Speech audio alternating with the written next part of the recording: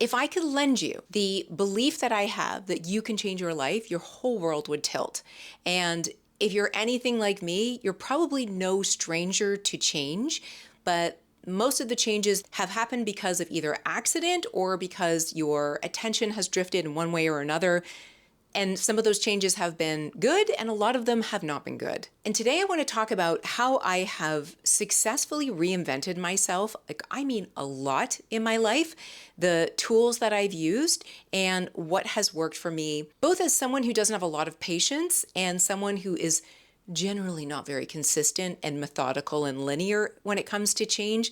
And even though those things are true, I have also been very successful at reinvention. They're just the things that have worked for me, and I absolutely know will work for you too if you employ them persistently, not consistently, but persistently. And I'll get into that in a minute. But of course, if you're new here, welcome. My name is Karen McGill. I'm an ADHD coach and creator.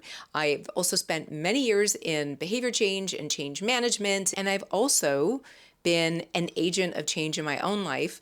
And trust me, if you met the 19-year-old version of me, you would not recognize her to the person I am today. Maybe that's a good place to start. Let me introduce you to, Karen of the age of 18 or 19. She is approximately 210 pounds. Just for reference, I'm about 135 now. She's a high school dropout. She smokes, she drinks excessively, goes to bars, gets completely smashed. She's a bartender at a roadhouse. She had a pretty traumatic childhood, and that was her then. And this is me today. I've grown up a lot since then, and some of that is maturity and wisdom, but a lot of it is also intentional behavior change in order to reinvent myself because I didn't like who I was. So that is what I'm going to share with you today. So let's get started. Okay, if we were to call this like a recipe to bake the perfect reinvention of you, these are the ingredients I would tell you need to have. The first one is a belief in your ability to change. Now, it is unarguable that you have changed from the person that you were when you were born. And I know that some of you probably think I can't change because I've got all these bad behaviors or I can't stick with anything. You probably have a lot of these beliefs in your head. And I'm not asking you to change all of those beliefs overnight, but I am asking you to start listening to them, and I'll get into that in a bit.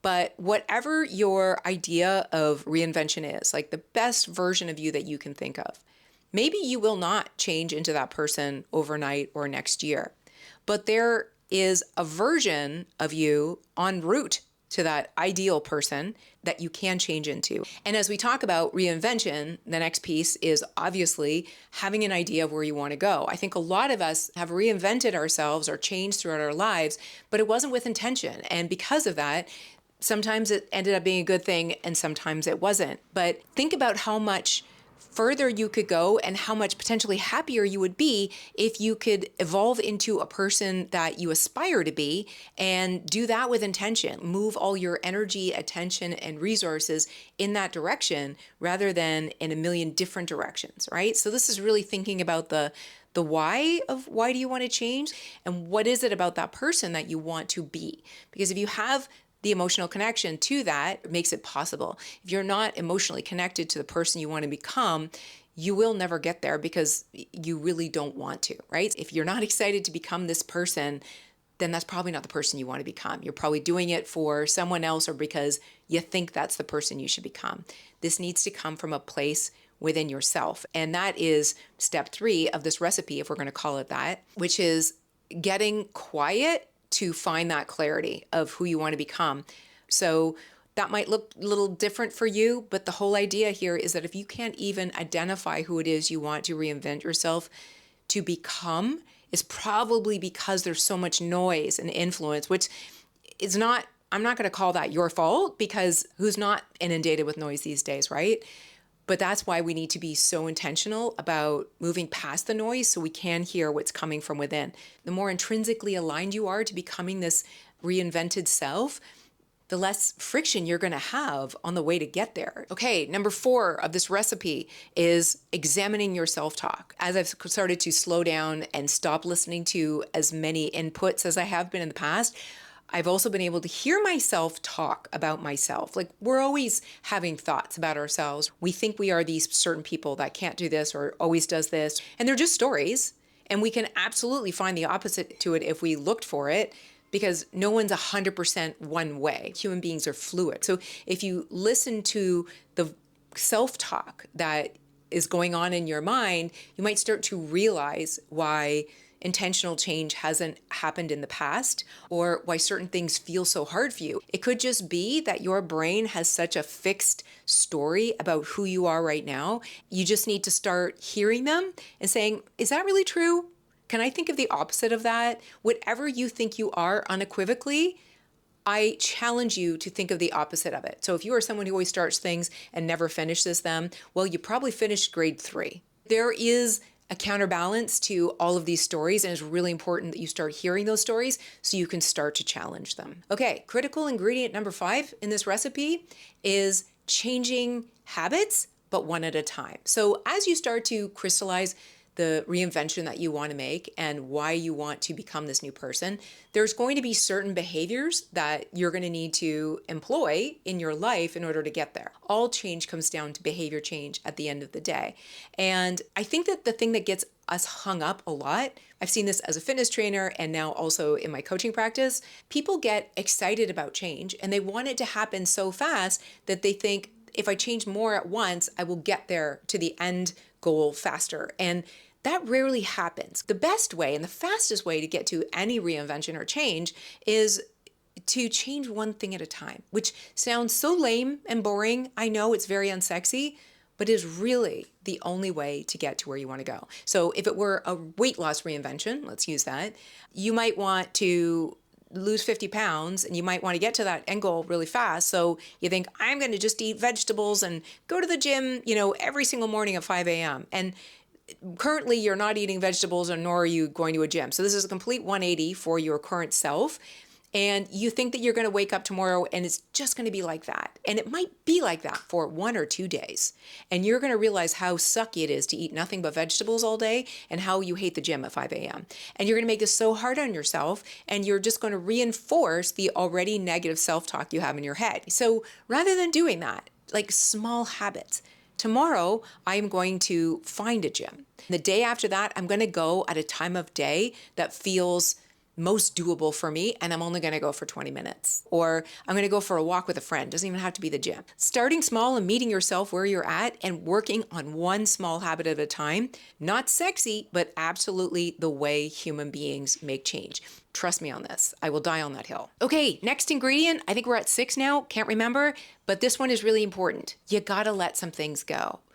I have found in my own life that when I have had that urge or calling to change something, that always starts with letting go of the things that are no longer serving you. You probably have an idea of the direction you want to go in, and you probably know the things that are holding you back. Rather than adding something new, try letting things go. I've shared in my own life in 2017, I had this epiphany when I listened to a podcast from Mr. Money Mustache and Tim Ferriss.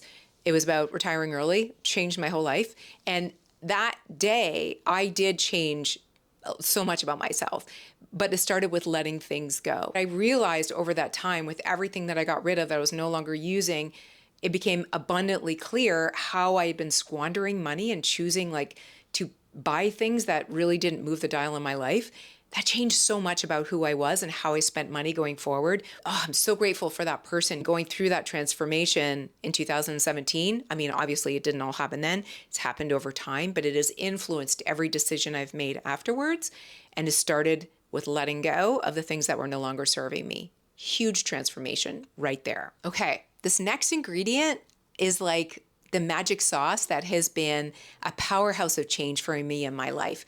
And that is changing your environment. And that can mean like switching up your space, like more feng shui, if you will, or just minimizing and decluttering, which brings new, fresh energy into your life when you can start to see clear counters. That could be the environmental change that you need to catapult yourself to reinvention, or it can be changing your apartment or who you live with, or in my case, the biggest transformation I think I've ever experienced as a human being was when I moved from Toronto to California at the age of 36, all by myself. And it changed who I was as a person fundamentally. It changed how I thought about myself, what I thought was possible. It also opened my eyes to a world that I didn't even know existed.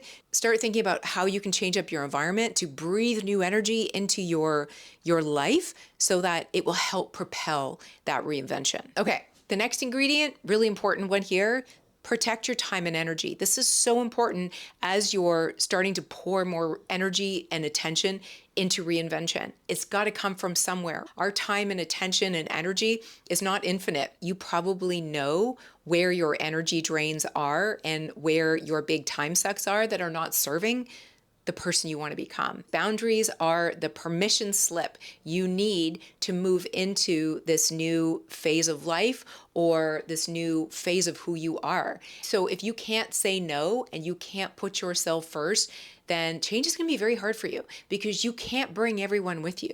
The place that you're going, not everyone is going to want you to go. And that is the hardest part, especially when you're a people pleaser, to say, I'm going to choose myself in this moment and I'm going to keep going there. It doesn't mean that I'm shutting people off necessarily, but you just keep going in the direction you're going in and sharing how happy you are. And hopefully other people will be happy for you. Not all of them will be, but you have to have that faith in yourself to keep trucking in the direction you want to go. Okay, we got 2 more ingredients here. The next one is creating structure for yourself. And that might be external structure. Like when I moved to California, I didn't know anybody. So I joined Team in Training and I did this half Ironman, which gave me structure, a coach telling me what I needed to do. So it helped me with that big physical goal, but it also gave me somewhere I needed to show up and people to do things with and accountability. And I would never have gotten through it had I not had that. Same thing when I did my fitness competition when I was 42. I hired a coach. I was part of a team. We all did this together. Even though it was all online, having that structure was so important. Even today, like building my business, you guys know that I have my templates in Notion, which is the structure for my business. And then it's also the structure for my personal life. So every day I come online and I look at what I have scheduled for myself. I know what needs to be done every day. And I know that if I just check off those things and I don't overdo it, but if I check off those things, then I know that I am trucking towards my goal and I can feel good about the direction I'm going in. It gives me structure, accountability, and an idea of progress, which is so important. If you don't see progress happening, it makes change very difficult because you're doing it in the dark. There is so much psychological benefit. There's so much motivational benefit to having markers of your progress. And that all comes from creating structure. And that is such a critical thing. And then the last thing, last but not least, is the mindset you have about everything I just shared, because it is not going to look linear. It is going to be messy and non-linear, and you're going to stop and start. You will not be consistent, and that is okay.